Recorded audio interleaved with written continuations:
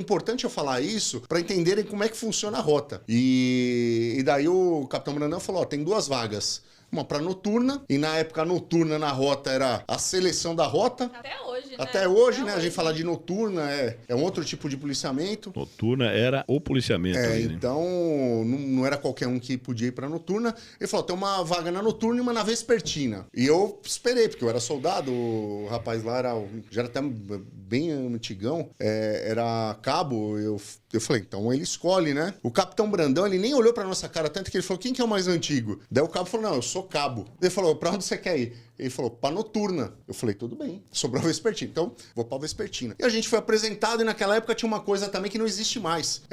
Foi mudando, eu acho que até hoje tá um pouquinho mais adequado e profissional, mas eu trabalhava todos os dias.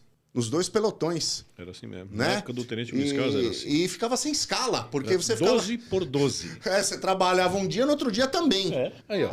E eu trabalhei pelo menos umas 2 semanas todos os dias. De Até segunda pra saber a sexta ou de segunda, domingo a domingo? Domingo direto. Domingo a domingo. Nossa. E pegava ocorrência de madrugada, já ficava na base pra assumir no outro dia. Sabe quem era Muitas assim? vezes eu lavava a minha farda Era assim mesmo. no chuveiro e deixava secando lá e secava no ferro. Era assim mesmo.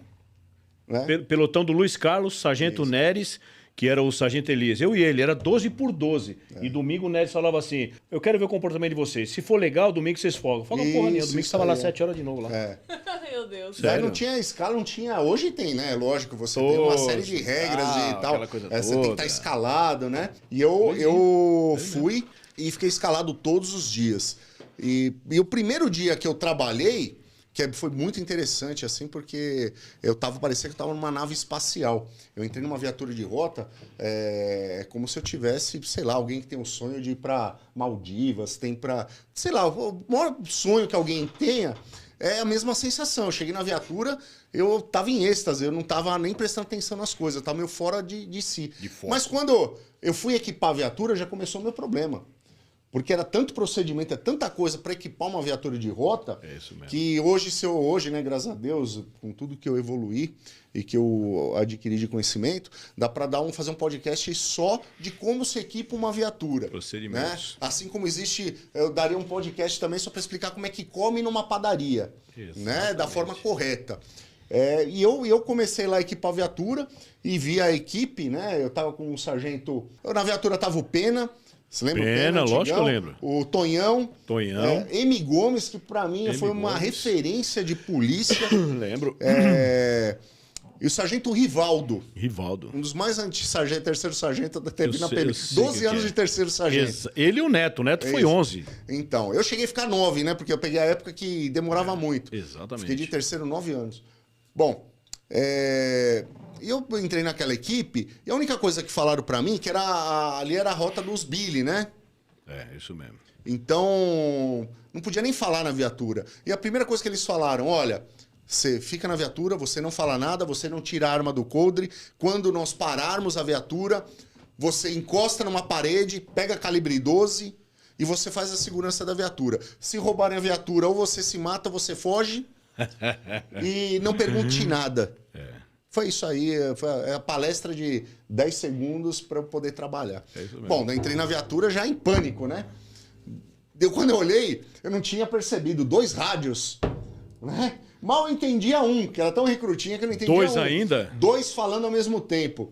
Daí eu falei, agora eu vou me complicar. E começou a falar tal, e olhando, cada um olhando para um lado de fora da viatura, sem falar nada um tempão.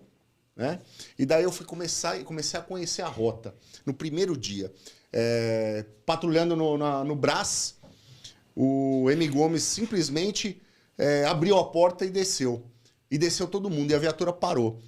Na hora eu já pensei rápido, eu falei, pô, não mandou parar, não falou o que é. Eu fiquei sentado sozinho na viatura, até perceber o que eu tinha que fazer. Daí eu fui pra parede, né?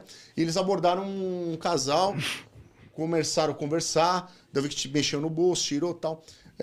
Depois eu descobri o que aconteceu. Mas pegou os 2 e colocou dentro da viatura. Entraram na viatura sem falar nada. E estavam perto, uma abordagem perto. Eu não entendi. Eu falei, mas o que pegaram? Por que colocaram na viatura? E a gente saiu. Saiu, andou tipo mais uns 2 quilômetros, parou numa casa. Daí tirou um de dentro do chiqueirinho, e eu cuidando. sem entender não entendia nada. E entraram dentro de uma casa. Entraram dentro de uma casa, demoraram pelo menos umas 3 horas. Você fala, Eu "E aí, sem cara?" saber de nada, eu não tava entendendo nem o rádio. Ninguém me fala nada. É.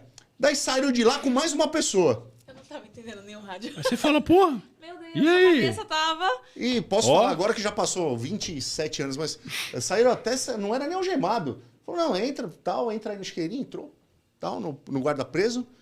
Entrou todo mundo na viatura sem falar nada e a gente tocou do centro, foi pra Itaquera.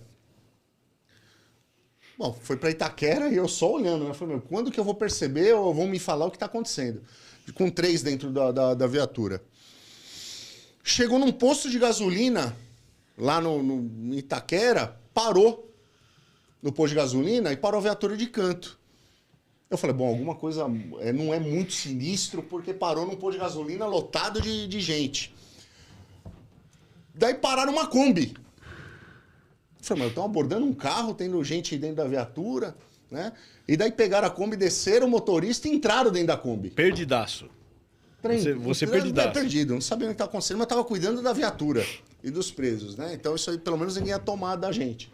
Entraram na Kombi e foram embora, e me largaram. Passou mais umas 4 horas, Cavalcante. E eu parado, já anoitecendo, eu não sabia nem o que estava acontecendo. Daí me voltaram com mais uma pessoa e um monte de tablete de droga. Um monte. Que estava enterrada numa casa. Depois eu entendi que eles pegaram de uma paranga de maconha. De uma abordagem simples. Eles foram para onde estava rolando o tráfico. Do tráfico eles foram para onde estavam distribuindo. Então de uma maconha virou uma apreensão de drogas enorme. Trabalhando como rota, né? Rota pura. Exato. Sem falar nada, sem conversar com ninguém, sem dar um tapa em ninguém. Sem né? estardalhaço. Sem fazer barulho, sem um monte de frescura que hoje a gente vê na internet aí falando no rádio. Era Copom, rota 305, conduzindo ao DP. 30º DP, 50 quilos de droga, 5 indivíduos. Favor avisar o comando 7 de rota. Comando 5 de rota. Era isso mesmo. Simplesmente isso. E daí, nesse primeiro dia, daí onde que foi o negócio que eu achei estranho? A gente pegou a ocorrência, primeiro, né, policial de rota é de pé. Eu fiquei de pé o dia inteiro, mas daí chegou no DP, fiquei de pé de novo. E eu peguei uma época na rota que você preenchia 2 boletins de ocorrência, que não tinha computador na época. Você deixava um dentro da base, um BO lá e um BO encaminhava. Então você preenchia 2 vezes tudo. Eu ali de pé. Ah, por isso que você ficou tão revoltado quando furaram o teu relatório. Meteram bala no meu relatório. Aí, ó. Por Filha da isso. puta, tinha que fazer tudo de novo. Faz, 2 vezes. Foi E mesmo. eu lá de pé, né? Daí chegou um sargento, na época eu descobri depois que esse sargento tinha acabado de chegar lá também, que era o 90, que era o Gonzaga. Gonzaga. O Gonzaga, antigão, Zona Sul, consideradíssimo lá. E ele chegou pra mim e falou, Steve... Aquela coisa. Steve... Meio rouco. E aí, meu? Você veio da onde, não sei o que tal. Daí eu expliquei pra Gente ele lá, boa né? demais, hein? Ele falou, ó, amanhã você tá no outro pelotão. Daí eu comecei até a tremer a perna. Eu falei, meu, mas eu já vou ser mandado embora da rota? Eu falei, mas sargento, o que eu fiz?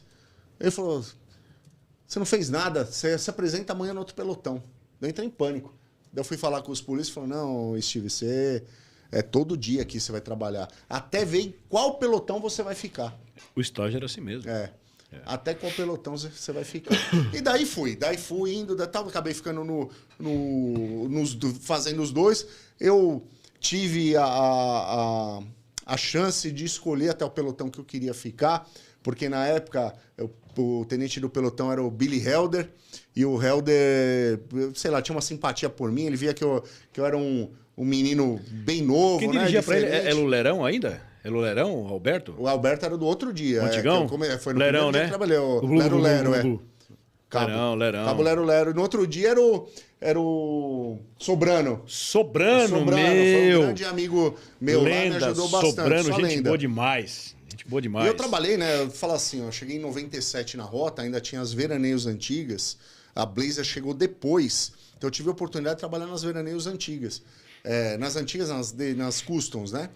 E que já é um feito, né, cara? Se eu falar assim, ninguém nem sabe disso daí. Eu não é. E eu trabalhando lá com policiais que estavam no Carandiru, A grande maioria, porque em 97, pô, tinha 5 anos o Carandiru. Então tava todo mundo lá ainda, Sim, né? sim. Carandiru, a fundação da rota, peguei Magalhães, todos essas lendas aí eu acabei conhecendo lá na base.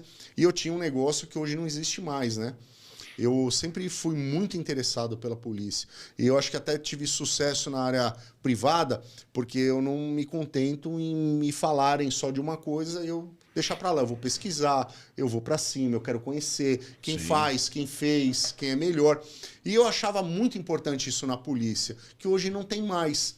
Eu cheguei na rota, eu queria saber como é que foi fundada, quem eram as lendas da rota, por que era daquele jeito. Por que aquele policial estava encostado daquele jeito? Por que era feito desse jeito? Por que o relatório era feito daquela forma? E a rota é cheia de tradições, né? São tradições, é muito simbolismo, é criado muito em cima disso, né? Muito mais do que o militarismo, que é diferente do militarismo, né? Então a simbologia da rota é diferente. As doutrinas de rota. Eu falava no tático, quando eu fui comandar no tático, eu falava que era um Alcorão, né? É um negócio que era escrito, mas não estava em lugar nenhum. Existem as doutrinas que, muitas vezes, elas ultrapassavam até o regulamento disciplinar da polícia, porque a doutrina era mais forte, né? Eu sempre falo, até no podcast eu falava com os convidados, se eles eram mais policiais ou eram mais militares, porque existe uma diferença muito grande. E eu sempre me senti muito mais polícia do que militar. Eu não sou um cara que, por mais que eu tenha sido cabo e sargento muito rápido, eu nunca fui preocupado com continência, como é que me chamava, se eu era mais antigo, se eu que mandava. Eu sempre trabalhei muito mais em cima de doutrina, em cima de conhecimento. Quem tem mais conhecimento, quem fez mais, deve realmente tomar a frente, porque é isso que eu conheci na rota. Eu cheguei na época que os sargentos mandavam na rota. Exatamente. Né? E por que os sargentos mandavam na rota? Porque eram sargentos, era muito foda. Os caras eram os caras embaçados. Você não podia passar na porta de um alojamento de sargento. E daí eu falo uma coisa que às vezes as pessoas não compreendem também. Eu realizei meu sonho, que era ser sargento. Então eu nunca prestei para academia, nunca tive um interesse, porque o dinheiro eu sabia que não viria disso. Eu teria que fazer bico, né? Eu já aprendi logo cedo que o negócio é bico, é você montar uma empresa, é você ser profissional em alguma coisa, para você ganhar dinheiro. A polícia é uma outra coisa, é uma vocação. Então, o que eu queria ser? O que eu via de melhor. O que eu via de melhor eram os sargentos de rota, porque eu cheguei numa época que os sargentos mandavam. Tinha oficial, ele deixava de mandar? Não, mas ele mandava dentro do militarismo. Quem decidia como é que fazia numa ocorrência, como é que eram as operações e quem eram os caras que eram destaque, eram sargentos.